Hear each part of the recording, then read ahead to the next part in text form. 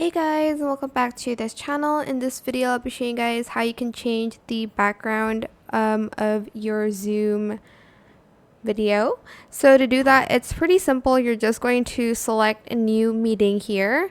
And then as you can see, there's this background and I want to change it. So I am going to select join with computer audio first. Go to video and then select this icon, select adjust background and effects, and select the background that you want for your video. You can even add your own personalized background. Again, you can upload videos and photos for this, just like the one you want, and then you're just going to close that, and that's it. Super simple. I hope this tutorial was helpful for you guys. Don't forget to like, comment, share. Also subscribe to this channel if you haven't done that already. If you have any more questions about this video, just leave it in the comment section down below. I will try my best to answer them all for you guys.